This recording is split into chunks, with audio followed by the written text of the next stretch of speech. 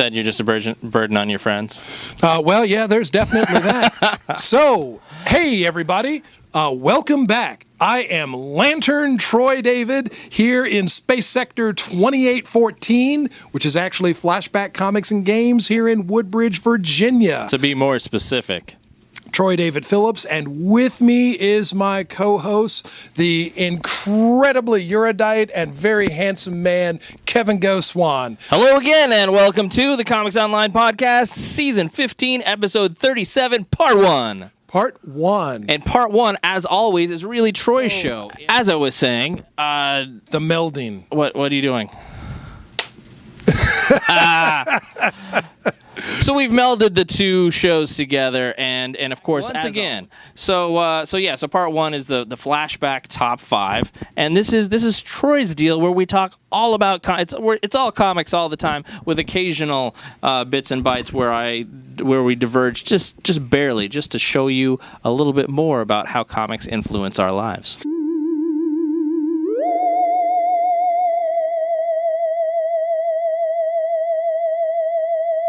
Now, I could go on and talk about Kevin's awesome haircut, or I could go on and talk about Kevin's awesome shield prop badge, or I could go on to talk about the awesome ride that Kevin pulled up in, the cherry red Lamborghini, but I won't talk about those things. Instead, I'm going to talk about comics, not least of which, I checked this out and I provided copies for Kevin here.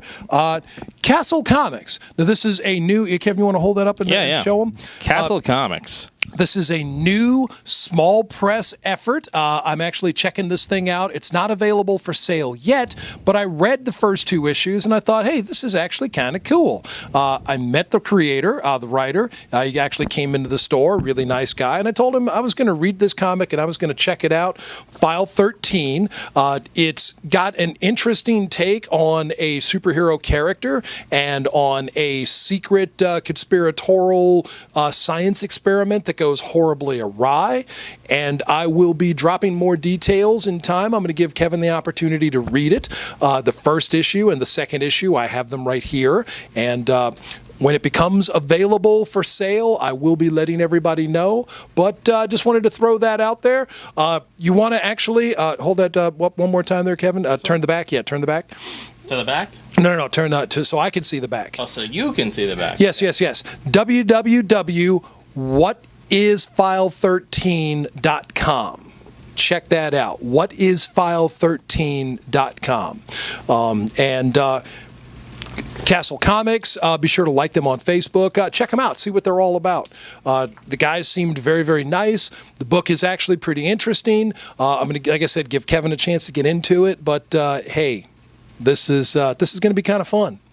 It's going to be kind of fun. I won't say it's the most awesome thing you'll read all summer long, but the summer really just got kicked off, so maybe it will be the most awesome thing you'll read all summer long. But we at Flashback and at Comics Online, we love to support the indie types, and what better way than to check them out here on this show, and then maybe even do a little write-up on Comics Online. So yeah, that would be absolutely awesome. If it completely strikes me, I'll get a write-up on the website as well. By the way, watchers, for those of you who are interested in comics, and if you're watching this, I assume that you are. Every week, Comics Online has got a new page. I was going to say issue, but really it's a single page. Every week we've got a new page of an ongoing webcomic called Everyman, and just comicsonline.com/everyman, and you can read them all. We're up to page 21 now, so it's basically the whole first issue is up there ready for you to read. Wow. Pretty incredible stuff. So you ready to get into the top 5 there, Kev? You ready to get into some meat? I'm ready. Let's see. Oh, you're starting out with Image. Yes, I am. A new Image number 1. This one written by Brian Wood. You may remember Brian Wood from such things as Mara. You may also remember Brian Wood from his run on Dark Horse's Star Wars.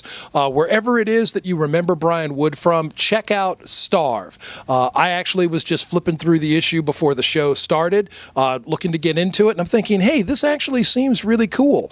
I like what Brian Wood writes and how he writes ordinarily. He gives me kind of an interesting character. Again, one of those kind of morally questionable characters, not your lily white, clean, pristine. This book does incidentally have strong language. It is definitely not an all-ages book. This is mature themes. The main character has been railroaded into hosting a show. The show is called Starve. It's like a reality-based cooking show. But the character is going to take this story into some dark and edgy places. He's going to show us some things, and it's Brian Wood doing what he does, which is giving us some surprising twists. By the time you get to the last page, you'll be like, whoa, that was freaky and disgusting, and I want to know what happens next issue. So check out Starve, #1 from Image this week. Cover price is $3.50, which Image has a knack for dropping books that are below the standard. $3.50, $2.99. They got a lot of that out there. I'm liking this art. I don't know, where have I seen Daniel Zazzelli previously? I don't recall off the top of my head, but also notice that you're getting Dave Stewart. Dave Stewart is a colorist, with Clayton Crane. And I love Clayton Crane's artwork, also from Image's Savior, which has been a very good book. Check out his work over at Valiant as well. But nice. This is it's good so far. Like I said, you're going to want to check this out, and it is definitely a mature themes book. I read a couple of panels here while he was talking, and I'm stealing his copy. This looks really good. I'm seriously going to be getting this. That's nice. So your next one. My next pickup actually comes from the publishers at Dark Horse. I'm a fan of Dark Horse Publishing. I have been since 1986 with Black Cross and Concrete and so many other things that they've done, bringing us up Lone Wolf and Cub? Well, yes, that too. But bringing us up to Rebels. This is issue #3. Oh, I'm on a Brian Wood kick. Andrea Muti, Jordi Belair. Rebels is an interesting historical drama. It takes us back into the days of the Revolutionary War.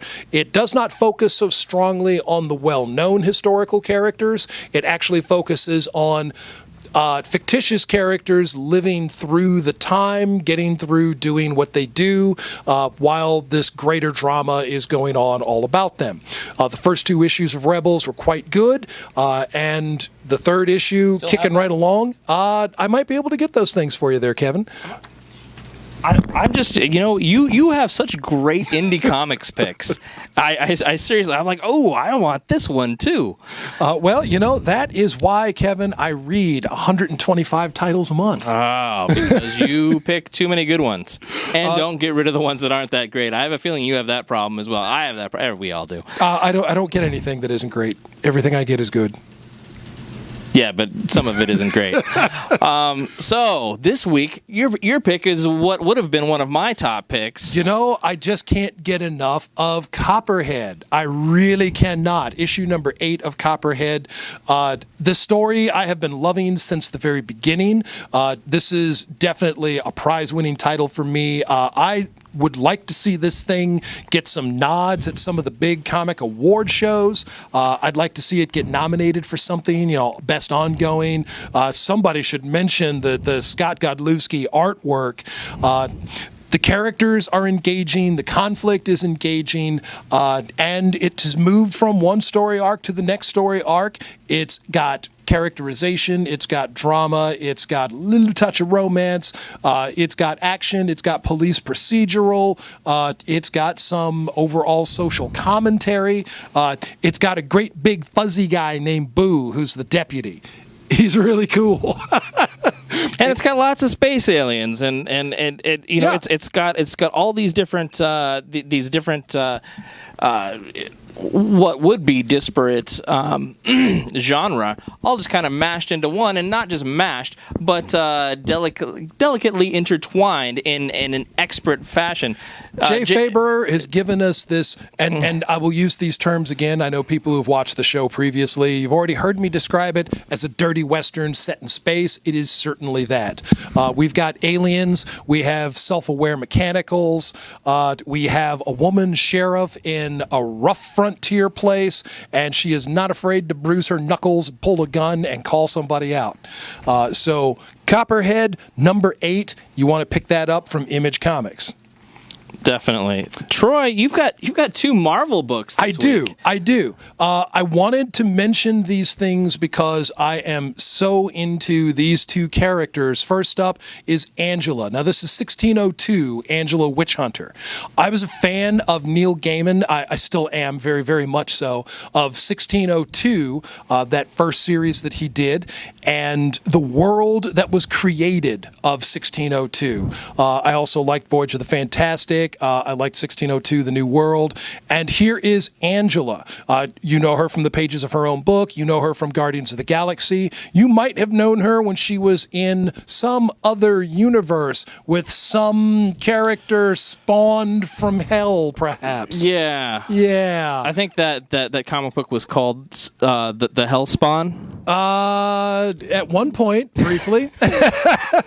But yeah, she started out in Spawn, and yes. But then eventually, legal problems tore her away, and now she's Marvel's. And so, after the Avengers broke the space-time continuum, Angela came through they do. to our universe. Her origins explored in Thor and Loki: The 10th Realm. Her character developed further in her own ongoing series, and here she is now in 1602, Angela, Witch Hunter Angela, which is part of the overarching Secret Wars event that Marvel has thrown at us and just bowled us over with. 3 issues in on Secret Wars, many, many tie-in books. Check out Old Man Logan. Check out Secret Wars 2099. How about this one? Okay. Now we're coming to one of my favorite female characters in the Marvel Universe, has been since the 1970s, was Carol Danvers, formerly known as Ms. Marvel, currently known as Captain Marvel. Carol Susan Jane Danvers, United States Air Force. Captain Marvel and the Carol Corps. Hold that cover up one more time. The cover? Yes. Show them the cover. Show them the cover, because I held it. Show them again, because it's just that good. All right, let me show you the interior, because it's important for us to check out the interior. Well, yes. According to this cover, what I'm seeing here, I'm assuming that we've got Carol. I think we've got Monica as well. Is this Monica right here? And who else do we have? This might be Vanessa. What's her name? Well, I'm uncertain yet. I haven't had time to crack it open. I mean, Dude, I've been following along the Captain Marvel adventures while she was in space, while she was hanging with the Guardians, finding out that her cat is a Flarkin, helping out aliens. Spoilers, all cats are Flarkins. Hurl them into the sun while you still can. My cats are precious and adorable girls. They're flarking it up. So, Captain Marvel and the Carol Corps, issue number 1. Also, again, tied to the Secret Wars event that Marvel has dropped on us. Kelly Sue DeConnick continuing to impress me with Captain Marvel. I can't wait to get into this series and see where she takes the character next. And now Kevin's going to show you some of his picks. Yeah, so you know how I love Spider-Verse, right? Well, Spider-Verse is back in the Secret Wars, and I don't know how long this is going to last, but I'm going to enjoy it while it's here. So now we've got at least a limited series. Maybe this will continue. Who knows? But we've got Spider-Gwen, we've got Spider-Ham, we've got UK Spider-Man and Spider-Man India. And Spider-Man India in this little adventure, and they're on one portion of Battle World fighting against who else? Norman Osborn. So it's so good, and of course, as is likely anywhere you go this month when it comes to Marvel covers, we've got Gwen on this cover too. But here she actually belongs. It's not just a joke. There were some pretty interesting Gwen variant covers last week, though. Yeah, for real. I'm anticipating some more good ones this week. I'm trying to get a page that doesn't have an ad next to it. Come on, Marvel. Make it easy on me. There we go. Excuse me. Kevin's getting all choked up there. I am. I love my Spider books, and it's fun that you can have a Spider book without Peter in it and still love it, and that has been my experience with Spider-Verse. And also, my other pick this week, Battle World Marvel Zombies #1. So Battle World. outside. You've got all of these different lands, right? You've got Frontierland, Tomorrowland, Critter Country, New Orleans Square, whatever they're called. I'm not the great god Doom. I didn't name them, but what you've got is a big wall called the Shield. It's like, when you're in Westeros and you've got the big wall of ice. Well, in Battle World, you've got a big wall of some other material that keeps out the bad guys. Well, what are the bad guys? Oh, well, it's kind of 3 bad guys that are all constantly at war and will kill anybody else who goes over there. The 3 bad guys are the Marvel zombies, which are pretty horrific. Yes. Also, the Technarch, right? The Technarchy, the Phalanx. The Phalanx, and the Annihilation Wave. The Annihilation Wave. So the critters from the Negative Zone, and all 3 of those are constantly at war, and none of them is apparently winning. Other than, and it's just mass destruction and hysteria. So anybody who is thrown over the wall, anybody who does something that Doom doesn't like, they get thrown over the Shield. Yep. And that's a death sentence. Nobody survives that. In theory, I'm sure we're going to have some stories where some people do survive. Anyway. It's exciting. If you're not reading, if you're a Marvel fan, read Secret Wars. There's only 3 issues so far. Troy has got all 3 for you right here on this counter.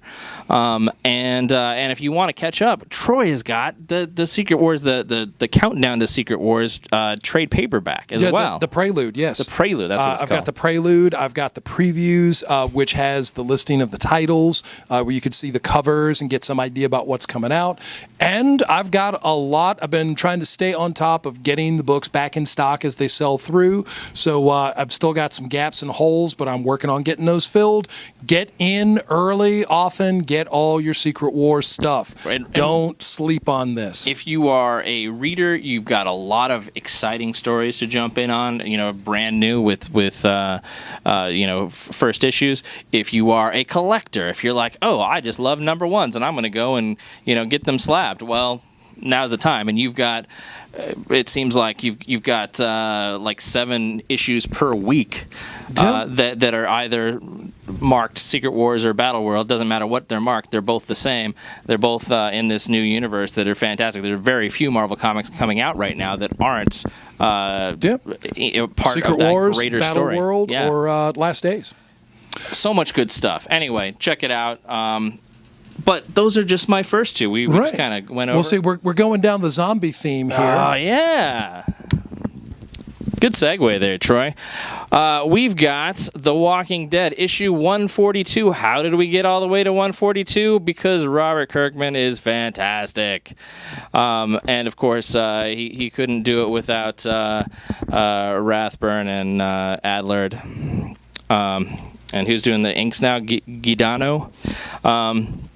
Anyway, they're doing a fantastic job. Maybe they couldn't do it this fast if it required colors outside of the cover, but hey, it's an awesome book. As you know, last issue, they the folks had to take some extreme measures and deal with somebody who tried to kill one of the leaders. I'm trying to keep it. Spoiler free. Somebody tried to kill one of the leaders recently, and that person had to be dealt with last issue. And this issue, that there's the aftermath of that, as well as, hey, they're having a party. It's a gathering here on the cover, so that's my good. A happy time in The Walking Dead. What is up with that? Right. Well, maybe it'll last half an issue, and you know how it goes with The Walking Dead. So now this next one comes as no surprise to me. This book comes out. Kevin makes it part of his pick, and it is the latest issue of Saga. What are we up to now? 29. My goodness. Yeah. I have actually recently started going back and rereading the series to bring myself all fresh, up to date. They're so good. I'm only into the first installment right now. I've reread the first 6 issues, and it just kind of refreshed in my mind what I liked so much about this series. Brian K. Vaughan is the author, and Fiona Staples is the artist, and it's got, what doesn't it have? It's a science fiction story. It's got drama. It's got bounty hunter assassins. It's got romance. It's got a baby being born. It is a mature themes book. It has strong language. It has nudity. It has sometimes graphic violence and human adult behavior. There's some sexuality involved, not necessarily with humans. Well, they are extraterrestrial. They are very much science fiction characters. I've always said that some of the characters look like they were drawn from the roots of Celtic mythology, given their appearances. In any case, this has just been a wonderful science fiction book. It has deserved all of the accolades and all of the awards that it's won. Its various Eisners, its various Harveys. Saga is a fantastic book. Get into that. And right. What do we got here, Kevin? We're going to talk about something regarding this in part 2, but let's just talk about the comics now. I was a fan of John Constantine since he first came out. Since I think I started with issue 1, and then I went back and bought his Swamp Thing, his first appearance in Swamp Thing, shortly thereafter. Well, he, after he left Vertigo and went into just Constantine for the New 52. I dropped out. I thought, I don't know, really, it's a different sort of feel. I think, while this is not a Vertigo imprint, I think we're getting more back to the roots, and we've got Constantine #1. Now, I can't help but mention, a little bit earlier, I talked about Brian Wood, and I mentioned one of his books was Mara. Ming Doyle was involved with that book, and Ming Doyle is involved on this one. So, nice little segue there. Yeah. Ming Doyle, James Tynion IV. Riley Rossmo. Constantine, since coming into the New 52, one of the things that I've liked is how the Vertigo characters have been blended into mainline continuity. So we've seen Swamp Thing, we've seen John Constantine, we've seen those characters not cast to the side or put off, but actually brought into the greater workings of the DC universe. This is no exception to that. It's been, it's been good up to this point. You may have liked John Constantine when he was involved with Justice League Dark.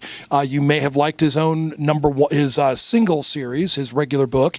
Definitely check this out. And so this Constantine the Hellblazer. Constantine the Hellblazer is the new title, #1. Check it out. I'm gonna buy DC again. Shocking. Yep. Shocking. Yep. And due to the fact that due to the effects of what's been going on in the big crossover event, the Convergence, yes, I might be reading some other stuff too, because DC finally said, you know what? We can have all the different universes that have ever happened in DC before. They're back on the table, and people can write for them.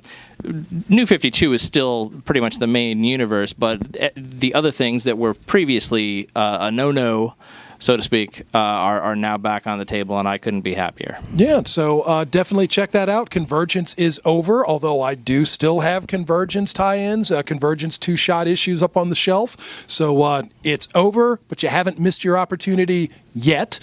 Definitely jump in and check those out.